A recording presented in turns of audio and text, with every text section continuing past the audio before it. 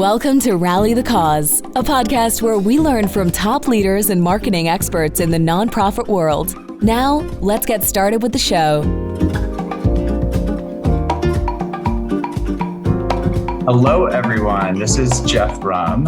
I am the host of the Rally the Cause podcast, where I talk to top leaders of nonprofits, marketing experts, business owners about their journeys. And I'm really excited about today's episode. Before I begin, this episode is brought to you by Ignite.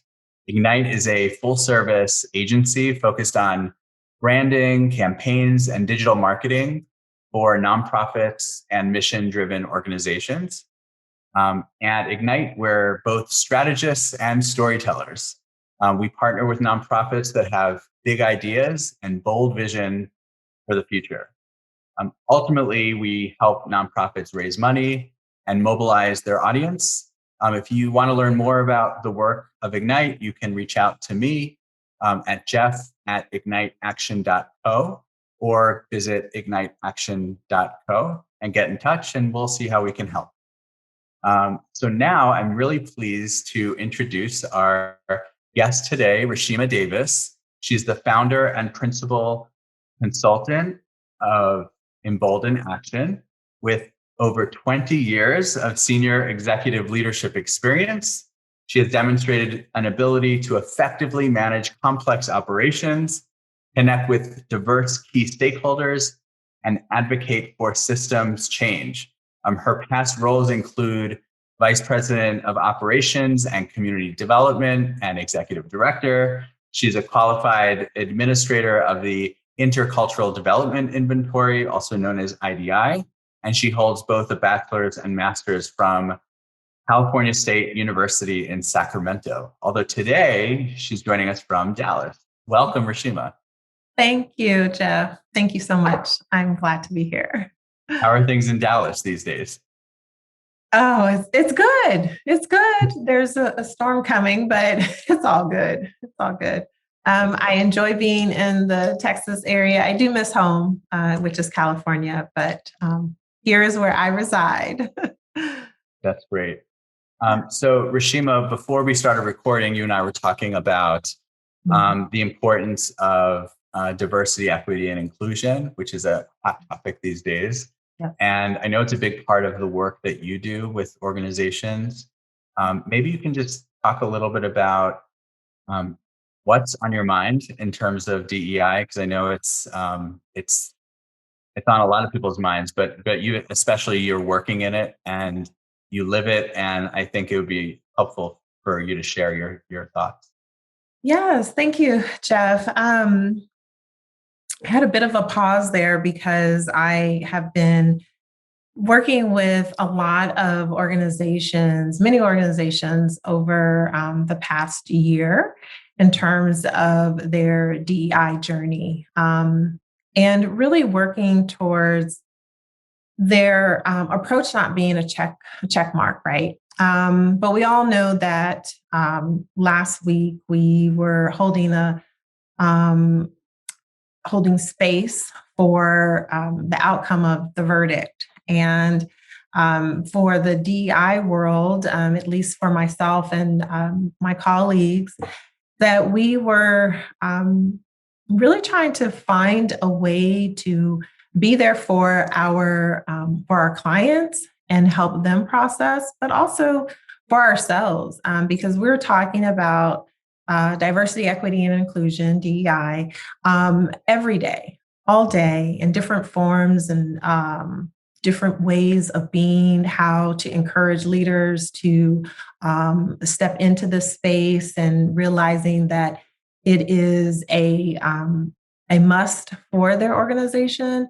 And it's just been top of mind for me because we have to make sure that we're stepping back just as practitioners of this work, and making sure that we're taking care of ourselves as well, right? And that we are showing up in a space that allows for further discussion. So that's really been top of mind. A lot of not just professional conversations, but also personal in my with my family and friends, and just really trying to process all that's happening. And unfortunately, I think all that as we begin to unpack it, like all that is still happening, unfortunately, too. So yeah, so that's top of mind right now. Yeah.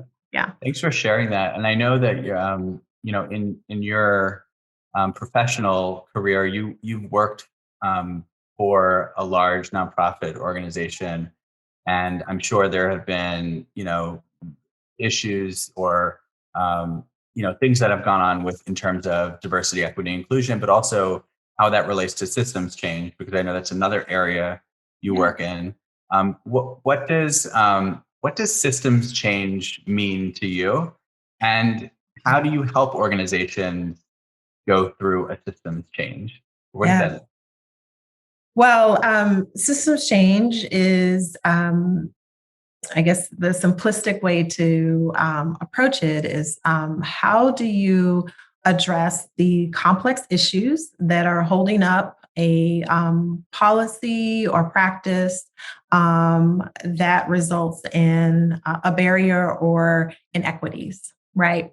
And the best way to think about systems is they're all around us. So we talk about judicial system, educational, healthcare systems. An organization itself is a system. And we even remember back in grade school, right? You were learning the solar system, you were learning, in biology, the human system and skeleton system, et cetera. So I smile about that because somehow this term generates some anxiety, but yet really what it is it's saying there's some complex issues that exist. And we need to identify what they are and begin to get to the root cause of it. And by doing that, there's certain strategies that you would naturally approach or implement in order to identify that root cause and then make the change, right?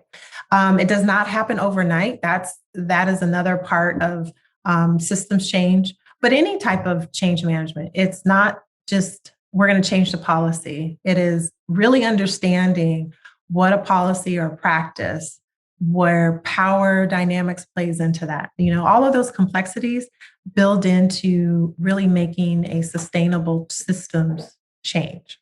So what I do is I help you generate those questions, right? Once you identify what that system is, I help you generate questions around that, help you identify what those root causes are, and help you identify the strategies as well, right? So there's a lot of tools out there, whether you're doing like a systems map, but you could also go old school, as I say, and you're just charting it, whiteboard, Post-it notes, and you're calling out the barriers that why can't we seem to make this happen in an organization? What systems are being upheld? And so by having an external person come in and help you with that, I'm seeing things that you might be too close to, right? Because you're in it every day. But by having someone such as myself and my business come in, then I'm able to answer those questions and help you begin to think about those systems as well. That's fascinating. I think when I think of systems change, it does give me a little bit of anxiety because I think maybe it's the word change also with systems, because change by itself is also, some people, it's change. It could be scary. But I think, you mentioned something about asking the right questions. A lot of folks tuning into this podcast, and many of the guests we have on are leaders of nonprofits or associations or foundations. So they have, it's a little different than, leading a corporation where you're driven by consumer sales and so forth. But there are a lot of systems, complex systems within the nonprofit sector. Can you just share maybe a couple of key questions or typical questions that come up when you are working with a nonprofit organization that has, many of these different moving parts? Maybe you could share. Yeah. Yes. So the first question sounds very elementary, right? But it is a strategy. It's the 5 Why strategy. And again, it's not necessarily rocket science, right? But as we talked about, that systems change term brings anxiety. But the question is why. So if you brought a complex issue or can't seem to get around it, the 5 Why strategy is simply asking why, right? 5 times until you really get to the root problem. Very simplistic, but it starts the conversation of, I never really thought about that. If you want to look at of how you can increase perhaps maybe your outreach to communities for annual campaign or maybe your strategy just simply doesn't yield a result despite you doing changing small things every year and you're just not capturing that.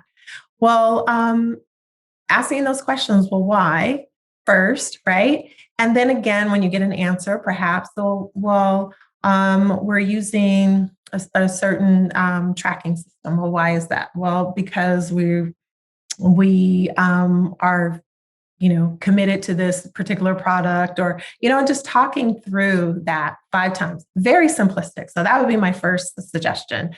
Another question that I typically ask is, what happens if you do nothing? Right? So describe that and really take ownership to, if you keep the system or your process the same, what happens if you do nothing? And for a lot of people, it's like, well, no, we really, they are very quick to answer in the question, but as answering the question with an absolute of, well, we have to change. That's why you're here. And I really challenge them to say, step back though. And what happens if you don't change it, right? Does that mean that that particular initiative doesn't get launched? Does that mean that your sales doesn't, grow the percentage that you're looking for? Really understanding why you're even embarking on the type of change is just as important as well. So that would be a second question. And a third question that I typically ask is around leadership.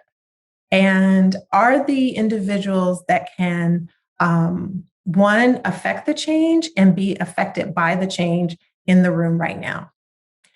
And so that helps. That's that diversity of not just race and ethnicity diversity, but diversity of thought, right? And that you're bringing all voices in the room, because to really implement change, systems change, any type of change, you have to have you have to understand the power pieces that play into that. So who can influence the change and who is affected by the change as well. So that helps with sustainability. So I usually start with those 3, and then there's a variety of other questions that if you engage with Embolden Action, I'll be happy to share with you.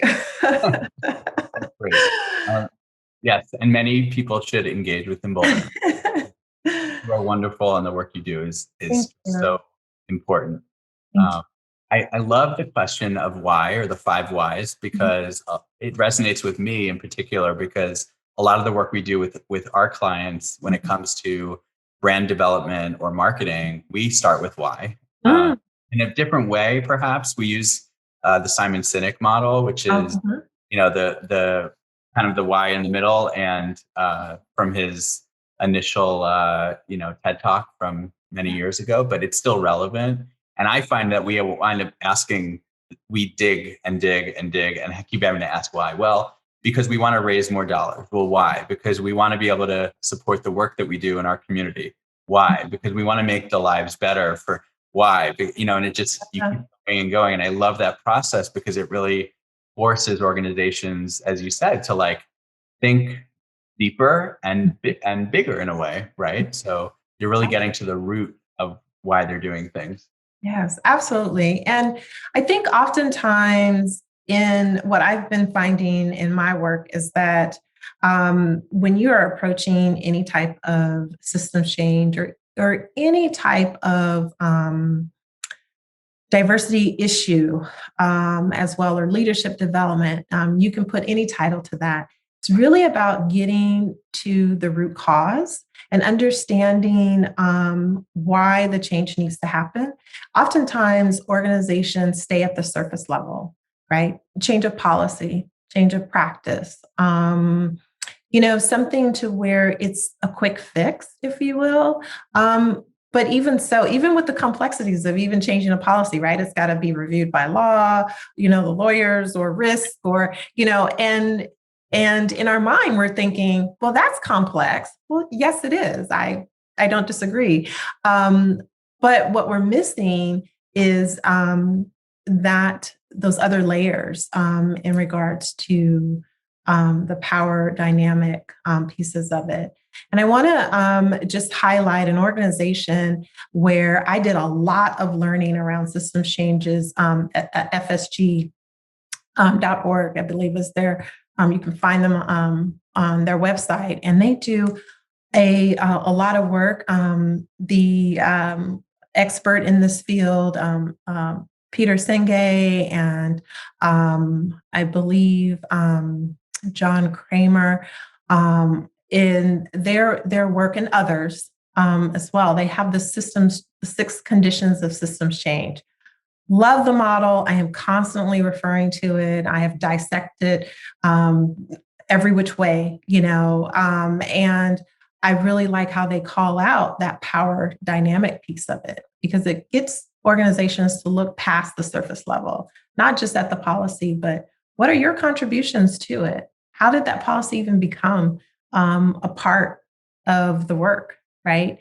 And so that's the richness, that's the complexity, that's getting to the root cause of it. Because by just staying at that surface level, you're not really implementing sustainable, complex change, right? Because policies change depending on who's leading, right? So a policy can be in place, and then another CEO comes in, I don't like that policy, and so it changes. Right? That does happen. But if you're really going to make sustainable change and explain why a policy needs to be implemented and changed, you're getting to the root cause. You're asking the 5 questions, like you were saying, right? Being able to really tell the story about why that change is necessary and why it needs to really be embedded in the work that you do. Well, so hopefully that makes sense. So when you work with an organization and you take them through this process and you ask the questions, what is the outcome? Like, what are you helping them produce, or what is the next step for them? Or like, what do they do once they understand the outcome of the process that you've taken them through? So the outcome is it's not I want to say, I know this is a POC, I believe it's PG, but it's not a sexy product, as you would say, right? It's a plan. It's a plan on, now that you know what the root cause is, then or the root causes are, what exact steps will you take to address them and make the change? And so systems change work is not overnight. It's not even a year. If you're doing deep systems change work, getting to the root cause, that is over a period of time. Sometimes you can implement something and not really see the fruit of your labor. And you have to be okay with that, especially if you are making changes and your organization affects community, right? Because you want community buy-in. And so there are so many communities out there where they have partnered with nonprofits, and they have these beautiful stories of how they have implemented this systems change or work, or they've changed their communities. And but it's not a story of like, oh, this past 12 months. It's a story of 5 years ago, we were here. Now we are here. 10 years ago, we were here. Now we're there, right? As well. So my work is to help build that plan co-create that plan. So it's not just me. So I want to be clear about that, because the plan has to be owned by the organization, because you're going to say goodbye to me and then you're left with your plan, right? It's important that leaders, not just the C-suite, but all leaders in the organization that have influence, that have connections with those that would be affected by the work, are part of the process, right? And that they own that outcome, that plan as well. So, is it hard to sell people on building something that they may not even ever see the fruits of their labor? Like, meaning, you're talking about 5-10 years of a big systems change. I mean, I know that we have trouble sometimes, with clients that want to do, let's say, an online fundraising campaign, and we're trying to say, like, look at the whole year, and they have a very narrow view of like the next quarter. And I can imagine in your with the work you do, you're talking about years, or maybe even more, a decade or more. So is that something that's hard for leaders in an organization to wrap their heads around, or do you find that people are open to thinking through systems, knowing that it's going to take a long time? That's a great question. Leaning on my conversations that I've had recently, most people are very open to it because they recognize that they're not just making a simple policy change. They use policy change as an example, right? But many of the organizations that I work with are connected to community. And so community is going to want to see action. They do want to see something soon. But community also knows the intricacies and the many systems that they have to navigate to receive services. And so I do think that the organizations that I've worked with, they're very aware of small changes yield results, but it might not be an instant, gratification, right? Like an instant, like I can see. But there might be small bright spots, small victories, if you will, that are just as important. They're very important to celebrate. They're very important towards the trajectory of a change that's happening in a community or within an organization. Well, yeah. And when organizations are going through system change, what are the stumbling blocks that you've seen that come up that organizations should be aware of? Maybe you could share some of those that could be helpful. The first thing that comes to mind is just a fear of systems change, right? And as we even talked about in the beginning of our conversation, right, the anxiety of it. But and any change brings that anxiety. So that would be my first statement. My second one is just what I shared around the longevity of this work, that because we are a very instant society, the fact that systems change takes a while, that can be a barrier just simply because of the leader's own lack of awareness or lack of patience with that. Another barrier that comes up quite often is that oftentimes community or those affected by the change are not 100% invited to the table. And another barrier may be that's similar to that is that organizations may not be going out to the community, really being embedded in the community, right? And so that's important because the community has to have a say in services that they receive. And I think oftentimes what I found is that, well, let's invite this organization, or this community person. And it's more like a checklist instead of really looking and saying, who's really affected by what we're trying to get accomplished? indirectly, 6 degrees of separation, all of that.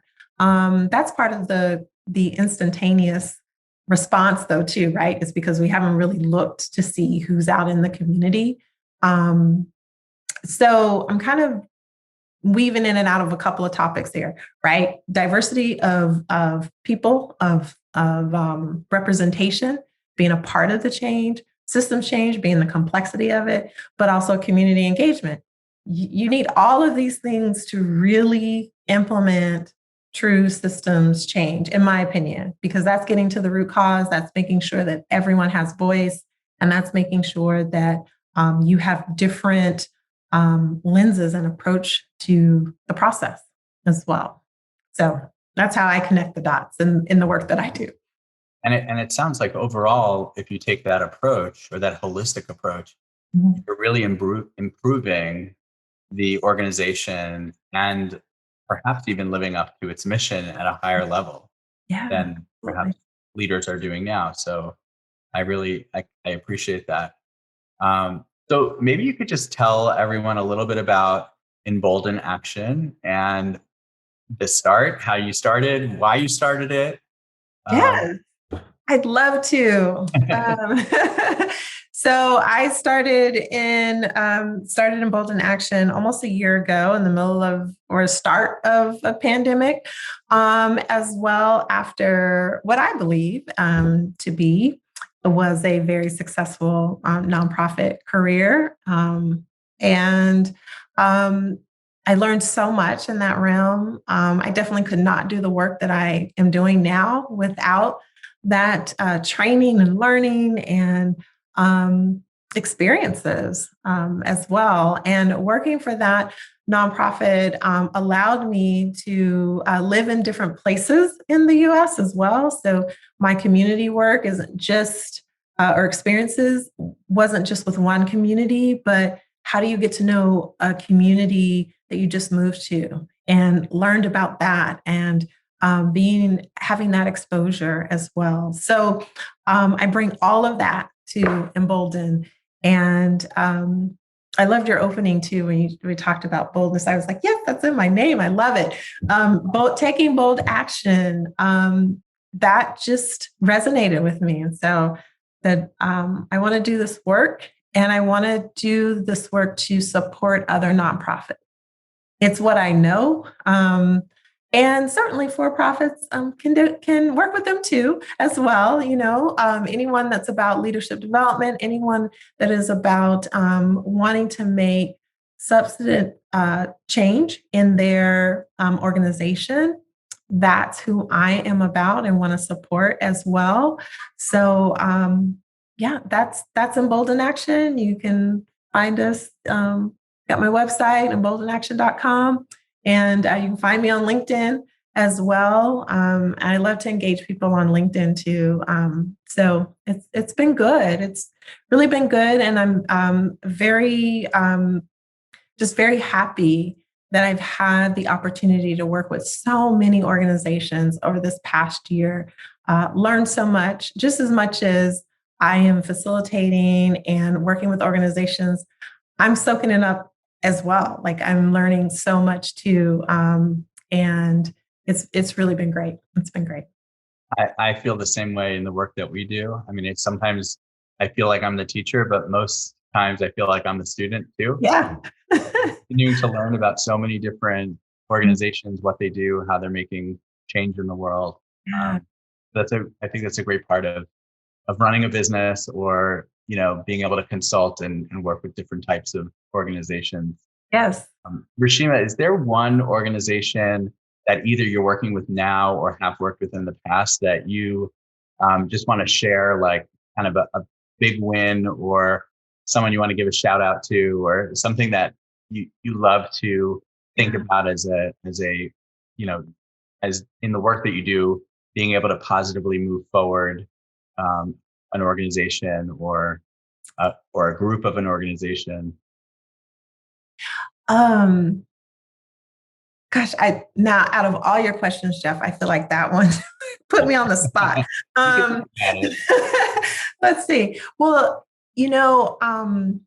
And you don't have to say the name if you don't want. You could talk about. Well, I know I can't say their name because of NDA contracts, but but I will share that very early on after launching Embolden, I had a opportunity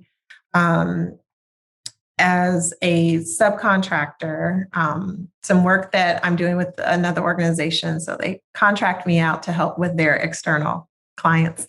And one of the clients was, they weren't sure with everything that was happening all around them. They weren't really sure where they wanted to even start their equity journey. And after several conversations, and I love that process, that exploration, trying to find out, because oftentimes people just come together and they just say, well, I just want your help. And we need to identify that, right? And so they were able to go through a series of facilitations, and we challenged them on language, how they showed up, their own leadership development, and work with them for it was about 6 months or so, which isn't necessarily a long time. But here's where I really feel like, gosh, they're a great example. I never thought that they would do this, but they took their lessons learned and they actually changed their performance goals. They changed how they do their leadership agenda and conversation. They give space for diversity, equity, and inclusion at their leadership level on a regular basis. Never did that before. And their performance goals has something concrete around DEI. Never in a million years thought about that. I just thought we were coming in to facilitate. But what a great example of how to take those concepts and for it to really resonate and impact and say, okay, if we're really going to make change at the leadership level, we have to do something. And we kept challenging them. And I checked back with them and earlier this year, and I said, so how's it going? And the contact there said, oh, I'm so glad that you reached out. We're doing this, and this. And I just thought, wow, they didn't, they took the plan and they started implementing it. And I thought, wow, that's like, they actually did it, because, and that's what you want as a consultant, right? That's what you want people to actually implement your ideas, right?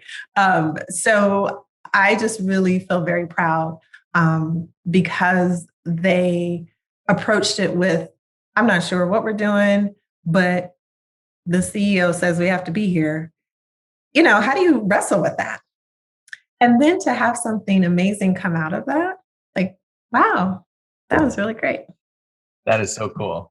I love that. One of my favorites. And just to, to go full circle from where we started, there's a line on your website that I absolutely love. And I think it really says a lot about how you approach the work you do, but also DEI specifically. Mm-hmm. You write, when you belong, you feel authentic in solidarity and community with your team, department, and organization. And I think there's something really powerful about this sense of belonging, no matter who you are in an organization, at what level you're at. I think that's a really powerful statement, and organizations would really benefit from being part of a process with you and the work that you bring through Embolden Action. Thank you. So with that, I just want to thank you, Reeshemah, for being on this podcast. I always say that, like, one of the reasons I love doing this is because I get to talk to people and learn so much. And today I feel like I learned a lot from you, and I'm sure those who are listening feel the same way. So thank you again for being our guest. And then just remind everyone again, if they want to reach you, how do they do that? Where do they find you? Yes. Thank you, Jeff. Thank you so much. Those are kind words. You can find me at emboldenaction.com or LinkedIn, Reeshemah Davis there. And we're on Twitter too, at Embolden Action. I forgot about that but I'm on Twitter too as well. So please reach out. I would love to talk to you. If I can be of service, great. If I can connect you to another DEI specialist or systems change specialist, I'm happy to do that too, because there is enough work out here, and people, I just love to support and do this work. It really is enjoyable. And I'm just having a good time. I'm having a good time. So thank you, Jeff. I really appreciate your time. Yes. Thank you so much. And we started connecting on LinkedIn. So Absolutely. I think it's a great place for people to connect. And if you want to reach out to Reeshemah, you can find her on LinkedIn and through her website. So thank you again for joining. And for everyone who tuned in today, thank you for being a part of the Ignite podcast, Rally the Cause, and we will see you next time. All right, bye.